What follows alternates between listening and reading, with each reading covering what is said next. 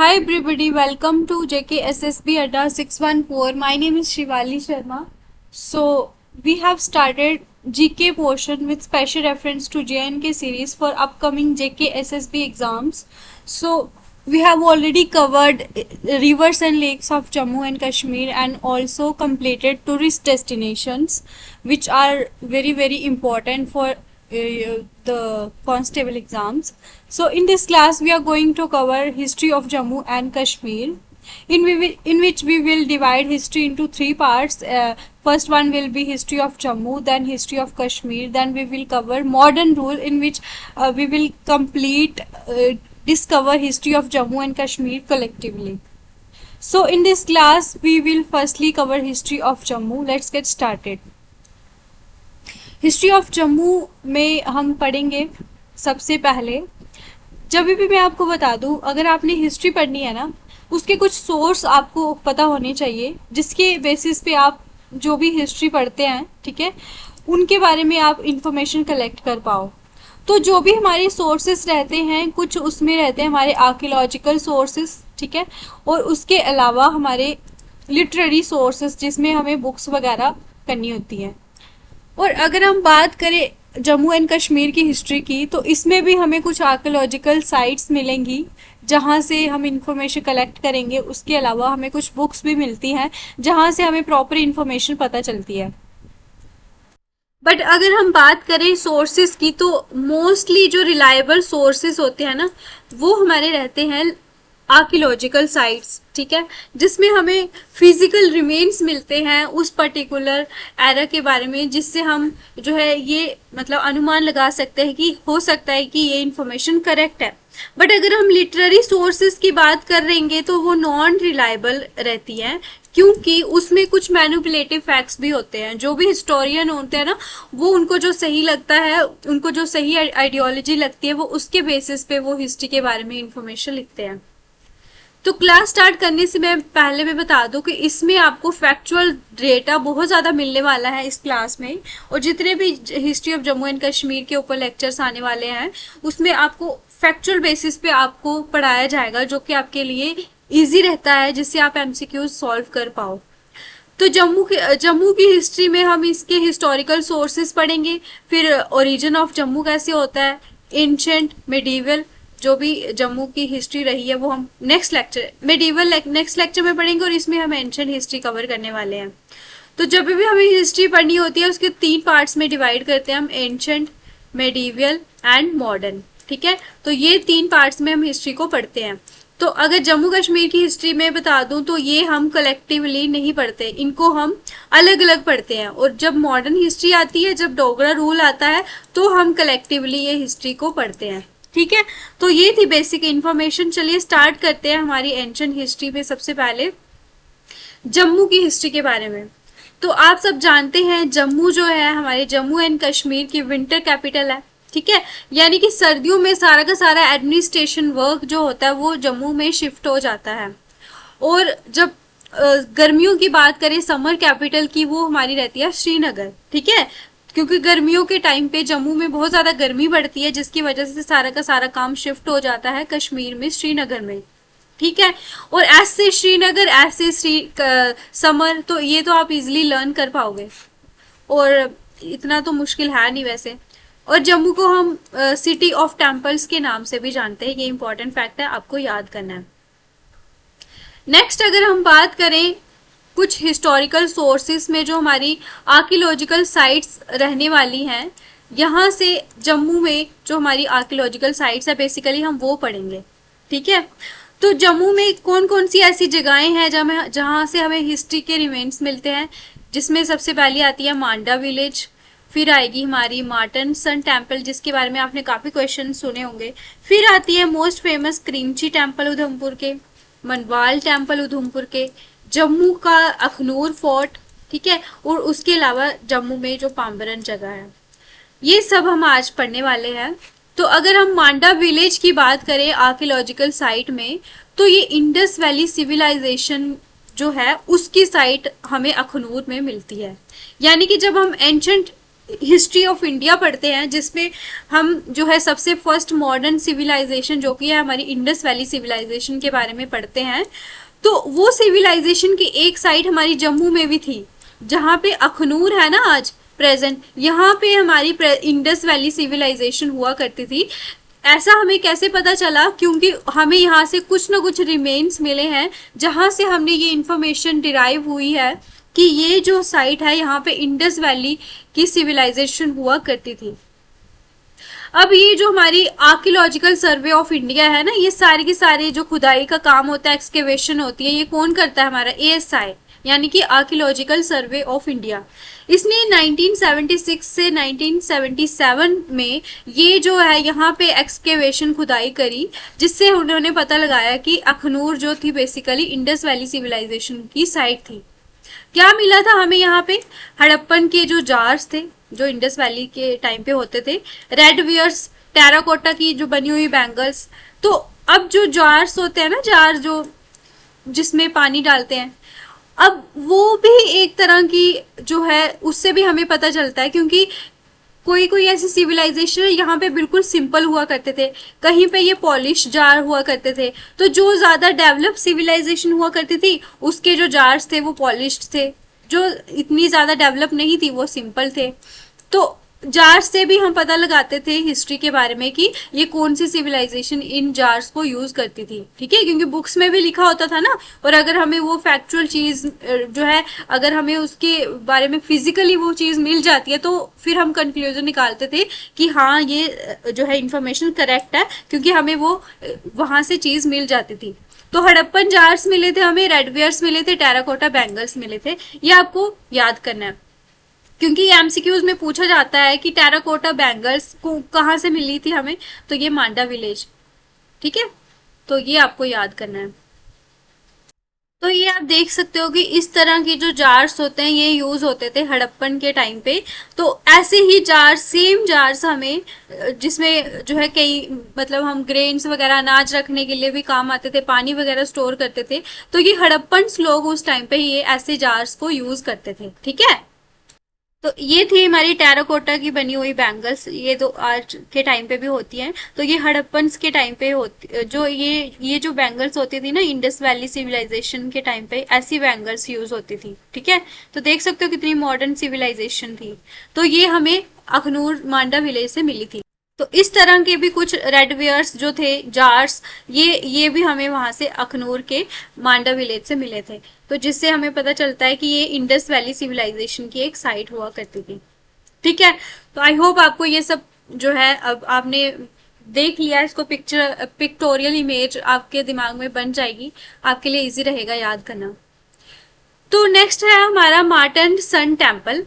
ये जो Marton sun temple है ये बहुत इंपॉर्टेंट है। ये बेसिकली ये अनंतनाग में है, ठीक है। ये कहाँ पे है? अनंतनाग में, यहाँ पे हम पढ़ रहे हैं। तो ये किसको डेडिकेट किया गया है? सन को, यानी कि सूर्य को ये टेम्पल डेडिकेट किया गया है। यहाँ से हमें क्या मिलता है कि हिंदू टेम्पल्स के कुछ अवशेष मिलते हैं, कुछ र्यून्स मिलते हैं। तो जो कि हमारे लिए एक इम्पॉर्टेंट आर्कियोलॉजिकल साइट बन जाती है। Martand sun temple, Anantnag. ये क्वेश्चन बहुत बार एमसीक्यूज फॉर्म में आता है। मार्टन सन टेम्पल कहाँ पे है? ये है हमारा अनंतनाग डिस्ट्रिक्ट में। तो दो हो गए हमारे आर्कियोलॉजिकल साइट, ठीक है। तो अगर किसी को समझ नहीं आ रहा तो आप कमेंट कर सकते हो, आप बता सकते हो कि आपको क्या समझ नहीं आ रहा, ताकि हम अपने लेक्चर्स को इम्प्रूव करें। और अगर कोई बच्चे स्टार्टिंग से पढ़ रहे हैं, नए बच्चे हैं, उनको मैं फिर से बता दूं कि जो आर्कियोलॉजिकल साइट्स क्या होती है, पुराने समय के जो भी हमें एविडेंस मिलते हैं ना फिजिकली, ठीक है, वो फिजिकल एविडेंस जब हमें मिलते हैं वो होती है हमारी आर्कियोलॉजिकल साइट। साइट क्या होती है? कोई भी प्लेस, ठीक है। तो उन प्लेसेस पे अगर हमें कोई चीज मिलती है तो वो बन जाती है हमारी हिस्ट्री पढ़ने की एक सोर्स बन जाती है। तो हिस्ट्री जब पढ़ते हैं ना हम, आर्कियोलॉजिकल साइट के बेस पे पढ़ते हैं और हम पढ़ते हैं बुक्स पे, यानी कि लिटरेरी सोर्स के बेसिस पे, तभी तो हमें पता चलेगा ना। उसके बाद आएगी हमारी क्रीमची टेम्पल। तो क्रीमची टेम्पल ये एक कॉम्प्लेक्स है, ठीक है, इसको कॉम्प्लेक्स है, ये सही कर देना आप, COMPLEX, ठीक है। ये 7 मंदिरों का एक कॉम्प्लेक्स है। कहाँ पे है? ये उधमपुर में है। और यहाँ से हमें छोटी छोटी श्राइन्स हमें वहां पे मिली थी। कहाँ से? क्रीमची टेम्पल से। तो ये आप पिक्चर्स देख सकते हो, ऐसी ऐसी जो श्राइन्स है ये क्रीमची टेम्पल्स जो है ना वहां से हमें मिली थी। तो आज की ये टेम्पल्स हैं, तो यहाँ से हमें पता चलता है हिस्ट्री के बारे में। ये है हमारी क्रीमची टेम्पल्स, ठीक है। जिसको जिसको नहीं पता होगा, जिसने नहीं देखी होगी, तो आप भी देख सकते हो, क्योंकि ये इस तरह के मंदिर हुआ करते हैं। 7 मंदिरों का एक बहुत बड़ा कॉम्प्लेक्स है जो कि जुड़े हुए हैं। तो ये है, ठीक है। उसके बाद नेक्स्ट है हमारे मनवाल टेम्पल। जो मनवाल टेम्पल है ना, ये भी टेम्पल कॉम्प्लेक्स है, यानी कि बहुत सारे मंदिरों का एक समूह है, ठीक है, जो कि उधमपुर में है। और यहाँ से हमें क्या क्या चीजें मिलती हैं? गर्भागृह, इनर सेंट्रम, स्क्वायर मंडप्स। तो ये आप देख सकते हो गर्भागृह। गर्भागृह क्या होता है कि जो बहुत ही ज्यादा मतलब एक तरह से होली जगह होती है मंदिर की, जहाँ पे सबका जाना अलो नहीं होता है, अंदर होती है ये सबसे इनर की अगर हम बात करें। और ये देखिए ये मंडप है, ये अर्ध मंडप है, ये इस तरह की ये पिक्चर है, आप इसको देख सकते हो। और अगर हम बात करें स्क्वायर मंडप्स की, जो हम यहाँ पे हमें मिले थे ना स्क्वायर मंडप्स, तो जैसे कि हिंदू मैरिजेस होती है ना, वहां पे जो है मंडप होते हैं, फिर वहां पे शादी होती है, तो 4 ऐसे ऐसे करके पिलर होते हैं वहां पे, तो फिर उनको ऊपर जोड़ा जाता है इस तरह से, ठीक है। तो फिर वहां पे 7 फेरे होते हैं। तो वो वैसे वैसे जो हमें मिले थे, वो कहाँ से मिले थे? मनवाल टेम्पल से, ठीक है। तो ये हमें इम्पोर्टेंट हो जाता है हमारी जम्मू की हिस्ट्री में। तो ये सारी की सारी पिक्चर्स आप देख रहे हो, ये सब मनवाल टेम्पल्स की है, जहां से हमें ये स्क्वायर मंडप्स, ये देख सकते हो आप, गर्भागृह यहाँ पे अंदर जाके होगा। जो जो यहाँ पे नहीं गया है, तो आई मस्ट रिकमेंड कि आप वहां पे जाना, ये बहुत अच्छी जगह है घूमने के लिए, ठीक है। तो चलिए स्टार्ट करते हैं। ये होगी हमारी पिक्चर्स वगैरह। ये मैं आपको इसलिए दिखा रही हूँ ताकि थोड़ा बहुत आपको आइडिया लग पाए कि ये चीजें कैसी होती थी। बहुत सारे ऐसे बच्चे होंगे जो नए अभी पढ़ रहे होंगे, कुछ तो होंगे जो पुराने भी होंगे, लेकिन जो अभी हिस्ट्री नए से स्टार्ट कर रहे हैं, सबसे पहला लेक्चर है, तो उनके लिए ये इन्फॉर्मेशन जरूरी हो जाती है बताना, ठीक है। जिसको आती है तो उनके लिए तो रिविजन हो ही जाएगा। तो ये हमने पढ़ लिया मनवाल टेम्पल के बारे में। उसके बाद अखनूर फोर्ट आता है हमारा। अखनूर का जो किला है ना, यहाँ से हमें क्या इन्फॉर्मेशन मिलती है? अखनूर का किला पहले तो आपको पता होना चाहिए कि चिनाब रिवर के बैंक पे है, चिनाब रिवर के किनारे हमारा अखनूर का किला। और ये वेस्ट जम्मू सिटी के ईस्ट में पड़ता है। अखनूर फोर्ट जम्मू सिटी के ईस्ट में चिनाब रिवर के किनारे अखनूर का किला है। ये भी हमारी आर्कियोलॉजिकल साइट है एक, जहां से हमें क्या क्या चीजें मिली, क्या क्या अवशेष हमें मिले, फिजिकल एविडेंस क्या मिले, क्या एक्सकेवेशन मिले, ठीक है। यहाँ से भी पॉटरीज मिली थी, जो कि हड़प्पा और कुषाण जो एम्पायर था उनके पीरियड में, जो उनके पीरियड के बीच में जो पॉटरीज यूज होती थी ना, जो मैंने पिक्चर बताई पॉटरीज की आपको, वो हमें मिली थी यहाँ से, ठीक है। आई होप अभी आपको पॉटरीज तो पता चल गई होंगी क्या होती है। अब आती है हमारी नेक्स्ट जो है साइट आती है अम्बरान। क्या आती है? अम्बरन। ये most most most important question आपको हर बार पेपर में आता है कि अम्बरान जो है ये किसका नाम है। ये जो अम्बरान है ना, ये अखनूर में है, इसको हम और क्या बोलते हैं? पाम्बरान। ये क्वेश्चन आता है, ठीक है। इसको आपने बहुत अच्छे से याद करना है, जो है इसको बार बार रिवाइज करना है। पाम्बरान अम्बरान सेम सेम ही है ना, तो ये हमें पाम्बरान जो साइट है ये कहाँ पे मिलती है? अखनूर में मिलती है। ये इंपॉर्टेंट है, पाम्बरान कहाँ पे मिलती है? अखनूर में। तो ये हमने जो पढ़ी अभी, ये क्या थी? हमारी आर्कियोलॉजिकल साइट्स। मैंने बताया ना, हिस्ट्री हमें पढ़नी होती है 2 सोर्सेस के बेसिस पे, आर्कियोलॉजिकल साइट्स पे यानी कि फिजिकल एविडेंसेस के बेसिस पे, और लिटरेरी सोर्सेस के बेसिस पे, यानी कि कुछ बुक्स वगैरह हम रेफर करते हैं जहां से हमें इंफॉर्मेशन मिलती है। तो जम्मू की हमने बेसिकली जो 6 आर्कियोलॉजिकल साइट्स, जिसमें एक जो हमने अनंतनाग की भी पढ़ ली, जो कि अखनूर फोर्ट है, तो ये जो पांचों की पांचों आपके लिए बहुत इंपॉर्टेंट है। और ये भी इंपॉर्टेंट है अखनूर जो है, सॉरी मार्टंड वाली, ये वहां पे अनंतनाग में है, ये भी इंपॉर्टेंट है, ठीक है। तो ये हमने पढ़ी। आई होप आपको ये पिक्टोरियल बेसिस पे आपको याद करने में आसानी रही होगी। मैंने सारी की सारी आपको पिक्चर्स भी दिखाई थी। तो अब जो मैं बुक्स पढ़ाऊंगी ना, अब इनको भी मैं आपको निमोनिक टेक्निक में लर्न करवाऊंगी। बहुत आसान तरीके से मैं आपको हिस्ट्री की क्लासेस देने वाली हूँ। बस आपको क्या करना है? ध्यान लगा के पढ़ना है, फोकस्ड रहना है, अटेंटिव रहना है, और जो भी मैं पढ़ा रही हूँ उनको छोटे छोटे नोट्स बनाने हैं उनके, जिससे आप बार बार रिवाइज कर पाओ, कि आप ऐसा मत पढ़ो कि मैं फिर से लेक्चर देख लूंगा, जब भूल जाएगा, ऐसा नहीं करना है, क्योंकि ऐसे क्या होता है कि आपके सारा सिलेबस जो है वो कवर नहीं हो पाता। ठीक है, तो अब हम बात करेंगे कुछ इंपॉर्टेंट जो बुक्स है हमारी हिस्ट्री ऑफ जम्मू की, जिसमें सबसे इंपॉर्टेंट आती है हमारी राजदर्शनी। कौन सी आती है? पहले मैं पढ़ा देती हूँ, फिर बताऊंगी कैसे लर्न करना है। अब राजदर्शनी के ऑथर कौन है? गणेश दास वधेरा। उसके बाद गुलाबनामा, गुलाबनामा के ऑथर हैं दीवान कृपा राम। उसके बाद तारिके डोगरा देश, इसके ऑथर है नरसिंह दास नरगिस। उसके बाद तारिके राजगान ए जम्मू व कश्मीर, इसके हैं ठाकुर पुहू सिंह बलारिया। ठीक है, कहीं पे बलाराय लिखा है, कहीं पे बलारिया, तो आप वैसे लर्न कर लेना। तो अब हम बात करते हैं सबसे पहले लर्न कैसे करना है, इनको कैसे याद करना है। अब जो गणेश भगवान है हिंदू रिलीजन में, सबसे पहले पूजा किसकी करते हैं हम? गणेश, गणेश भगवान की करते हैं ना। तो हम क्या बोलेंगे कि गणेश भगवान का तो राज है। ठीक है, तो आपके दर्शन तो सबसे पहले होते हैं, तो आपका क्या है? राज है। तो राजदर्शनी बुक किसने लिखी है? गणेश दास वधेरा। ये बुक किसके ऊपर है? हिस्ट्री ऑफ जम्मू के ऊपर। तो ये याद रखना है, क्योंकि जम्मू की हिस्ट्री की बुक्स अलग हैं और कश्मीर की हिस्ट्री की अलग है। ये सारी की सारी जो आज हम बुक्स कर रहे हैं ना, ये जम्मू हिस्ट्री की बुक्स हैं, कश्मीर की अलग है। तो याद करने के लिए आपको बहुत सारी बुक्स करनी पड़ेंगी, तभी मैं निमोनिक बता रही हूँ, जिससे आपको ज्यादा स्ट्रेस ना लेना पड़े। अब याद हो गया आपको? राजदर्शनी किसने लिखी हुई है? गणेश दास वधेरा ने। अब आएंगे हम गुलाबनामा के ऊपर। जो दीवान है ना, दीवान कृपा राम जो है, इन्होंने जो है बुक लिखी है गुलाबनामा। जो दीवान कौन होते थे? जो बड़े बड़े ऑफिसर्स जो है रखे होते थे पहले पहले राजाओं ने, जो क्या करते थे, सारा का सारा रेवेन्यू का काम देखते थे। उनके पास बहुत सारे पैसे होते थे। क्या होते थे? बहुत सारे पैसे होते थे। तो वो क्या करते थे कि जब भी उनके जो भी अंडर काम करते थे ना लोग, तो जब वो उन पे कृपा करते थे, दीवान क्या करते थे? कृपा करते थे। कैसे कृपा करते थे? गुलाब देके। तो जो उनके अंदर काम करते थे नौकर, वो क्या क्या बोलते थे उनको? हम पे भी कृपा कर दो, हमें भी गुलाब दे दो दीवान जी। तो गुलाब उनके लिए एक क्या हो गया, मतलब एक तरह से तोहफा। तो मतलब होता नहीं था, मैं आपको एक बता रही हूँ स्टोरी बना के, ऐसा सच में नहीं होता था। ठीक है, आप ऐसे मत सोचना कि मैं बता रही हूँ, मैं जस्ट क्या बता रही हूँ, एक टेक्निक बता रही हूँ लर्न करने की।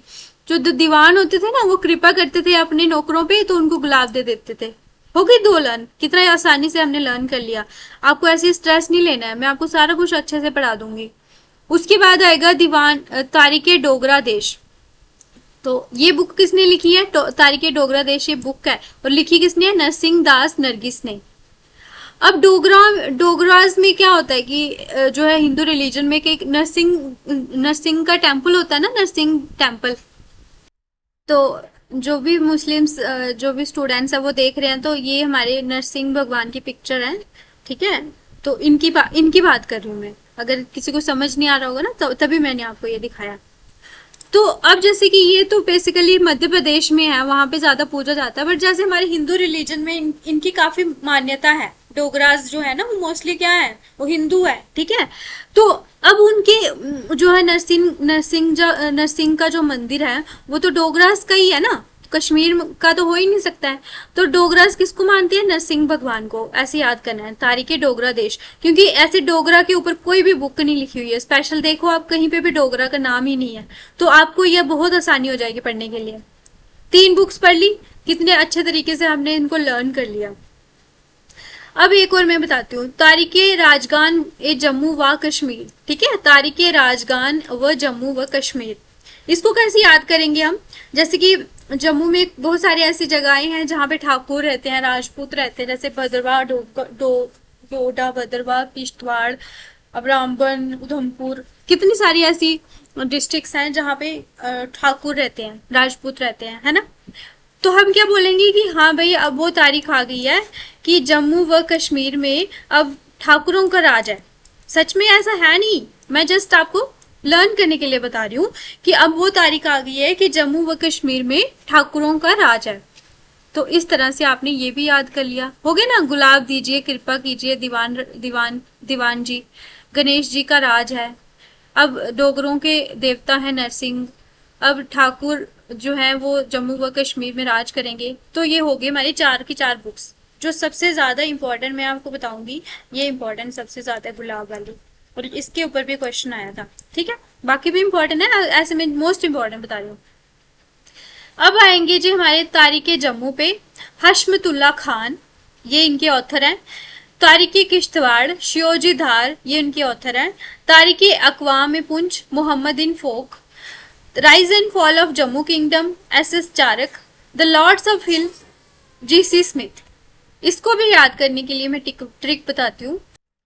हशमतुल्ला जो है, हम इसको क्या बोलेंगे कि ज्यादा हंस मत। हशमतुल्ला को क्या बोलेंगे? हंस मत, तुम्हारी भी अभी तारीख आ गई है। किसकी तारीख आ गई है? कोर्ट में पेशी करने की। तो ऐसे याद करना है इसको। तारीख से हमने तारीख के जम्मू को कैसे याद करना है? तारीख आ गई है हशमतुल्ला खान की। और साथ ही साथ जैसे कि अगर हम जम्मू की बात करें तो मोस्टली जो है राइटर कौन से होते हैं? हिंदू, हम ऐसे सोचते हैं ना। लेकिन ये जो हशमतुल्ला खान है ये तो मुस्लिम्स है। और अगर हम वहां पे कंफ्यूज ना हो जाए कि कश्मीर के तो नहीं है ये, लेकिन ये जम्मू के हैं। और साथ ही साथ हम इनको और भी तरीके से याद कर सकते हैं कि तारीख आ गई है, हंसो मत, तुम्हें भी अभी कोर्ट जाना पड़ेगा, ऐसे ऐसे याद करना है। बाकी मैं आपको फोर्स नहीं करूंगी कि जैसे मैं बता रही हूँ वैसे ही आप कहानियां याद करो। एक छोटी सी आपको मैं ट्रिक बता रही हूँ, क्या बता आपको पेपर में क्वेश्चन आए और मेरी बात आपको याद आ जाए और ऐसे आप वहां पे सही क्वेश्चन मार्क कर पाओ, है ना? ऐसे होता है पढ़ाई। उसके बाद आएगी तारीख किश्तवाड़। तारीख किश्तवाड़ किसने लिखी हुई है? शियोजी धार। तो अब आपको पता ही है डोडा किश्तवाड़ जगह पे जो भगवान शिव भोलेनाथ की बहुत ज्यादा पूजा की जाती है ना। तो वहां पे शिव जी को हम बोलेंगे शिव जी। किश्तवाड़ में किसकी पूजा हो रही है? शिव जी की। ये तो बहुत आसान हो गया है ना। उसके बाद आएगी तारीख अकवान ए पुंछ। इसको लिखा है मोहम्मद इन फोक। मोहम्मद इन फोक। अब कैसे याद करना है? अब पुंछ जो है मोस्टली जो है बॉर्डर वाला एरिया है ना, वहां पे टेररिस्ट बहुत ज्यादा इनफ्रिंज एक्टिविटीज करते रहते हैं। तो अब वहां पे क्या होगा कि हम बोलेंगे कि जितने मर्जी वहां टेररिस्ट आएंगे, जो मोहम्मद है ना हमारे, वो उनको फूक मार के भगा देंगे। क्या? पुंछ में जितने मर्जी टेररिस्ट आए, लेकिन अब वो तारीख आ गई है कि जो हमारे मोहम्मद हैं वो फूक मार के टेररिस्ट को भगा देंगे। कितना आसानी से हमने याद कर लिया, है ना? उसके बाद नेक्स्ट है rise and fall of Jammu kingdom, S Charak. इसको कैसे याद करना है कि जो एस है ना, डॉक्टर एस अपने आप को क्या मान रहा है? वो बड़ा चालाक मान रहा है। चारक को हम क्या बोलेंगे? चालाक। क्या बोलेंगे? चालाक। लेकिन उसका भी फॉल आ गया, मतलब उसने बहुत ज्यादा अपनी हाइट्स में अपने आप को देखा। मतलब इतना कुछ उसने सक्सेस को अचीव कर लिया, अपनी मतलब कामयाबी के शिखर पर पहुंच गया, वो राइज कर रहा था। लेकिन एक टाइम उसका भी आया कि वो भी फॉल कर गया, मतलब उसका भी डिक्लाइन स्टार्ट होना हो गया। तभी बोलते हैं ना कि अगर आपको कोई लाइफ में कोई भी अचीवमेंट है तो उसका आपको मतलब ईगो नहीं लेना चाहिए, उसको अपनी ईगो नहीं बनाना चाहिए। हमेशा क्या करना है? आपने हम्बल रहना है, इन बिटवीन रहना है, ताकि आपको ज्यादा बुरा ना लगे कि अगर आपका डिक्लाइन भी होता है तो आप एक बीच में उसको मतलब बैलेंस करने की आप में एक क्षमता होनी चाहिए। तो कभी भी अगर आपकी कहीं पे भी पहुंच जाते हो किसी भी जगह पे, तो आपको वहां पे हमेशा हम्बल रहना है। आप देख सकते हो कि जैसे कि कितने बड़े महान जो हमारे टाटा रतन जी, उनकी डेथ हुई, तो वो कितने बड़े आदमी थे लेकिन वो कितने ज्यादा हम्बल थे। ठीक है, तो वो उनका कभी फॉल नहीं हुआ आज तक, समझ रहे हो? वो हमेशा हम्बल बन के रहे और आज उनको पूरी दुनिया कैसे याद कर रही है, सारे सारे लोग उनको याद करके रो रहे हैं। तो एक होती है ऐसी इमेज बनाना, और एक इमेज होती है कि आपको थोड़ा सा पैसा आ गया और आप मतलब उड़ने लग पड़े हो। वैसा नहीं करना है, ठीक है? तो ये जस्ट एक थोड़ा सा था। उसके बाद आएगी हमारी लॉर्ड्स ऑफ हिल्स। ये किसने लिखी है? जीसी स्मिथ ने। तो अब जो इसको कैसे याद करना है? तो आपको पता ही है जो स्मिथ होते हैं, जो लोहार वगैरह होते हैं, मेटल्स का काम करते हैं ना। अब हम क्या बोलेंगे कि जो बड़े बड़े लोहार है ना, बड़े बड़े स्मिथ है ना, वो पहाड़ों पे रहते हैं। कहाँ पे रहते हैं? वो हिल पे रहते हैं, वहां पे जाके वो लोहे का काम करते हैं। तो ऐसे आपने याद करना है, बाकी कैसे भी आप याद करो, बट ये मोस्ट इंपॉर्टेंट है। कौन सी? ये वाली, लॉर्ड्स ऑफ हिल्स। और इसके अलावा ये शियोजी दार भी मोस्ट मोस्ट इंपॉर्टेंट है। अब क्या बताइए, तारीख जम्मू पे क्वेश्चन आ जाए, क्योंकि अभी का जो पैटर्न है वो जम्मू पे बहुत ज्यादा क्वेश्चंस आ रहे हैं। तो आपने किसी भी चीज को लाइटली नहीं लेना है, आपको अच्छे से पढ़ना है। उसके अलावा अब हिस्ट्री ऑफ जम्मू के बारे में हमने सारे के सारे सोर्स पढ़ लिए, ठीक है, आर्कियोलॉजिकल सोर्स, लिटरेरी सोर्स, जिसमें 10 से 12 बुक्स हमने पढ़ ली।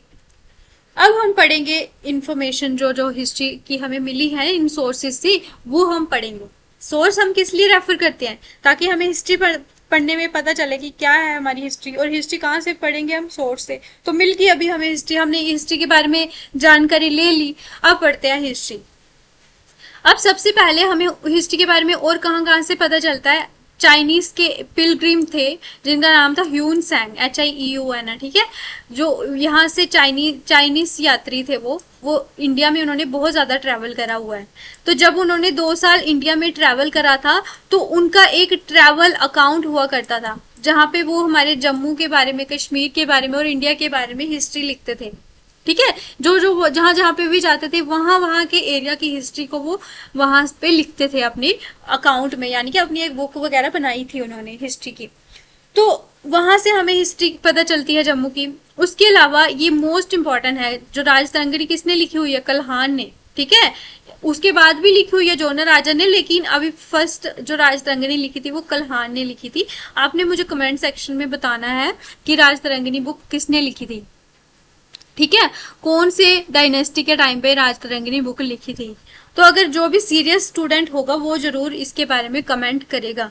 जो ऐसे ही टाइम पास करने आए होंगे तो मैं वही मानूंगी कि आप सब टाइम पास करने आए हो, अगर आपने ये कमेंट नहीं किया, क्योंकि ये ही मोस्ट इंपॉर्टेंट क्वेश्चन है आज की क्लास का। अगर आप यहाँ तक पहुंच चुके हो लेक्चर में, तो आपको ये आंसर जरूर कमेंट सेक्शन में बताना है। तो कल्हाना की जो राजतरंगिणी बुक है, इसके बारे में हमें पुंछ के बारे में डिटेल मिलती है, राजौरी, किश्तवाड़, बिलावर और भद्रवा। क्यों? क्योंकि ये उन जहां जहां पे ये गए हुए थे, तो वहां वहां की ही इंफॉर्मेशन लिखेंगे ना। तो ये सारी की सारी जगह पे इन्होंने विजिट करा था, और फिर इसी वजह से हमें पता चलता है इन जगह के बारे में। और जो गुलाबनामा है, सबसे पहले वो लिखा था पर्शियन में। कौन सी लैंग्वेज में लिखा था? पर्शियन में। लेकिन इसको इंग्लिश में ट्रांसलेट भी किया था किसने? SS चारक ने, जिनकी हमने बुक पढ़ी ना, rise and fall of Jammu kingdom, किसने लिखी है? SS चारक ने। तो ये पर्शियन में थी, ये बुक किस में थी? पर्शियन में थी, लेकिन इंग्लिश में ट्रांसलेट किया हमारे SS चारक जी ने। This is the most important point, ठीक है, ये MCQ आता है क्वेश्चन में।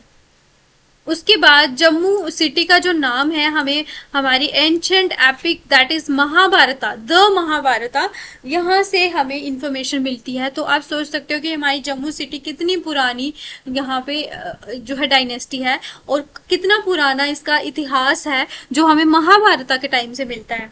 उसके अलावा जो जम्मू का नाम है, हमें जो तिमूर है ना, तिमूर, तो यहाँ पे सॉरी मेमोयर से क्या है? मेमोयर। मेमोयर क्या होती है कि उसके जो भी पर्सनल, जो उसका फैक्चुअल डेटा होता है ना, उनकी जो भी यादें होती हैं उन्होंने लिखी होती हैं। जो तिमोर ने लिखी हुई थी ना, उसकी यादों में जो वो भी हमें जम्मू का नाम मिलता है। जो तिमोर क्या था? सेंट्रल एशिया का एक कॉन्करर था, ठीक है, जो जम्मू में आता था लूटपाट मचाने। तो ये उसने भी जम्मू के बारे में लिखा हुआ है, अपनी जो उसने पर्सनल जो बुक लिखी थी ना अपने बारे में, वहां से हमें मिलती है इंफॉर्मेशन। इसकी मेमोरीज भी बोल सकते हो, मेमोरीज के बारे में ही जो मेमोयर बनते हैं, ठीक है। तो ये था हमारा जम्मू के बारे में इम्पोर्टेंट, मोस्ट इम्पोर्टेंट पॉइंट्स। ये जो मैंने यहाँ लिखा है ना, ये मोस्ट इम्पोर्टेंट जो है स्लाइड है।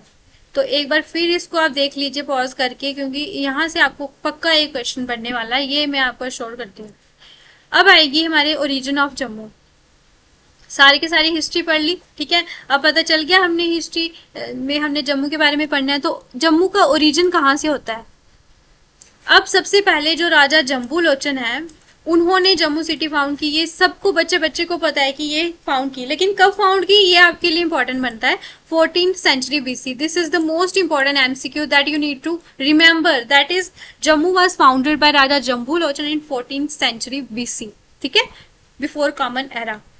उसके अलावा कैसे उन्होंने फाउंड की, क्यों फाउंड की, द रीजन बिहाइंड इज कि जो राजा जम्बू लोचन थे, एक टाइम पे वो तवी रिवर को क्रॉस कर रहे थे ना, जब कहीं पे जाते होंगे शिकार पे, तो वो चलते चलते तवी रिवर पे पहुंच जाते हैं। तो यहाँ पे जब वो रिवर क्रॉस करते हैं, तो वहां पे एक अद्भुत नजारा वो क्या देखते हैं कि एक बकरी, गोट और एक लाइन, वो शेर, जो कि एक ही जगह पे पानी पी रहे हैं। तो ये एक अपने आप में एक अनोखा उन्होंने एक सीन देखा कि जो आपस में दुश्मन है, जो लाइन है, वो गॉड को तो छोड़ेगा नहीं ना। अगर वो उसको देखता तो वो तो अटैक करना था उसको, लेकिन वो क्या देखता है कि ये तो उसको मतलब उसके साथ ही पानी पी रहा है, तो उसको लगा कि कुछ तो इस जगह में है।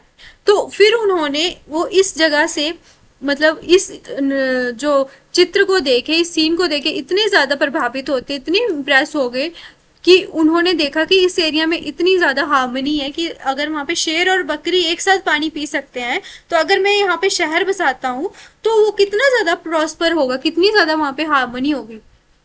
हालांकि अभी भी वैसी हार्मनी रही नहीं है, लेकिन उन्होंने वैसी बात उन्होंने सोची थी, ठीक है। तो उनका ये एक विजन बना था जिसके बेसिस पे वो उन्होंने जम्मू सिटी का निर्माण किया, जिसका नाम उन्होंने रखा था जम्बू नगर। क्या नाम रखा था? जम्बू नगर, क्योंकि उनका नाम क्या था? जम्बू लोचन। तो जम्बू लोचन तो अपने नाम पे ही रखेंगे ना। अब जैसे जो भी लीडर आता है वो अपने नाम पे ही चीजों का नाम रखता जाता है ना, जैसे नरेंद्र मोदी स्टेडियम हो गया, अब जैसे इंदिरा गांधी मेमोरियल हो गया, कितनी ज्यादा चीजें हैं, जैसे ट्यूलिप गार्डन है, तो उनका नाम चेंज हो गया। तो अब क्यों रखा होता है कि उनके उनके नाम पे उनको भी याद कर लिया जाए, है ना। तो इन्होंने तो बना ही दिया था वो। फिर उन्होंने अपने नाम पे जम्मू का नाम रखा जम्बू लोचन। उसके बाद आज इसका नाम चेंज होके बन गया है जम्मू।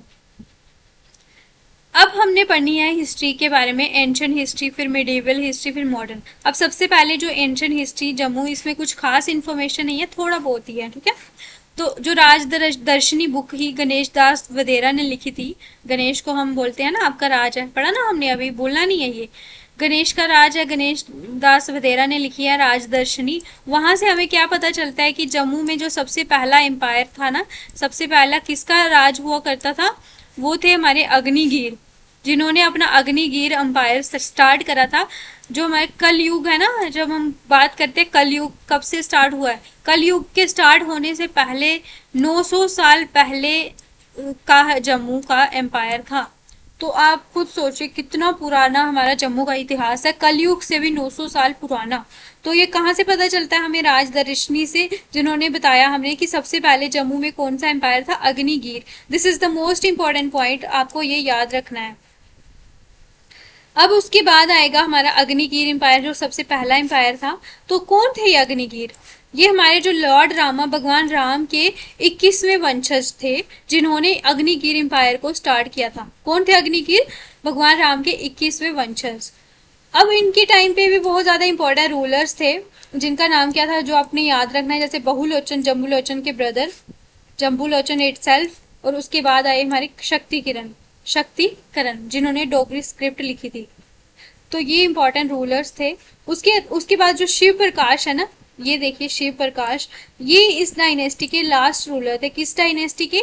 जो जम्मू जम्मू अग्निगिर एम्पायर है ना, अग्निगिर एम्पायर, इसके लास्ट रूलर थे। अब मैं बता दूं, अभी आप हिस्ट्री पढ़ने वाले हो तो सबसे पहले आपने एक इंपॉर्टेंट क्या याद रखना है, जो भी डायनेस्टीज लिख रहे हो उसके फर्स्ट और लास्ट रूलर, क्या फर्स्ट और लास्ट रूलर जो है उनके बारे में आपने इंफॉर्मेशन पता होनी चाहिए, क्योंकि आपको क्वेश्चन यही में से आ सकते हैं। फर्स्ट रूलर कौन था अग्निगिर एम्पायर का, लास्ट रूलर कौन था अग्निगिर एम्पायर का, ऐसे क्वेश्चन याद करने हैं। और इनकी आपने जो है क्रोनोलॉजी भी याद रखनी है, पहले कौन सा एम्पायर आया था, फिर दूसरा कौन सा, फिर तीसरा कौन सा, टाइम पीरियड। क्रोनोलॉजी क्या होती है? टाइम पीरियड, ठीक है, ये आपने याद करना है। उसके बाद आते हैं हमारे एंशिएंट में, सबसे पहले आएंगे अग्निगीर, उसके बाद आएंगे हमारे राजा बौद्ध डायनेस्टी।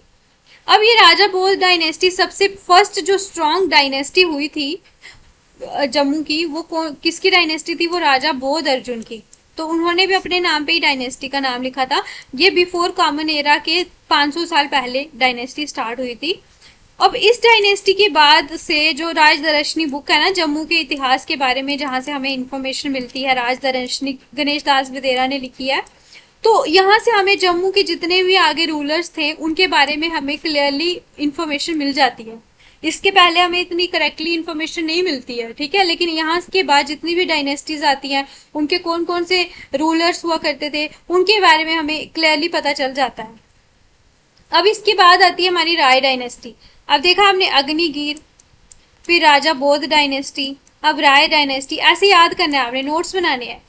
अब सबसे पहला जो इंडिपेंडेंट रूलर था जिसने जम्मू में रूल किया, this is the most important MCQ, ये आपको याद करना है, मोस्ट मोस्ट इंपॉर्टेंट है। कौन था हमारा इंडिया का फर्स्ट इंडिपेंडेंट रूलर जम्मू का? वो था आदि राय। और लास्ट रूलर कौन था? जोगी राय। हो गया। फिर आएगा हमारा धार डायनेस्टी, अब अग्निवीर, फिर राजा बोध, फिर आदि राय डायनेस्टी, यही थी ना राय डायनेस्टी। उसके बाद आएगी हमारी धार डायनेस्टी। ये क्रोनोलॉजी है, इस तरह से याद करना है। तो सूरजधार ने हमारी एस्टैब्लिश करी थी धार डायनेस्टी, तो इनके नाम से आपको याद हो जाएगा। अब इनके टाइम पे एक इम्पॉर्टेंट इवेंट होता है कि मुस्लिम जो सेंट थे, गुरु थे, जिनका नाम है पीर रोशन शाह वाली। क्या नाम है उनका? पीर रोशन शाह वाली। कहाँ से आए थे वो? सऊदी अरेबिया से आए थे, अरब से आए थे। उन्होंने किसके टाइम पे विजिट किया था? ये मोस्ट इंपॉर्टेंट पॉइंट हो जाता है, most most most important MCQ है कि पीर रोशन शाह वाली किसके टाइम पे आए थे? सूरजदार के टाइम पे। ठीक है।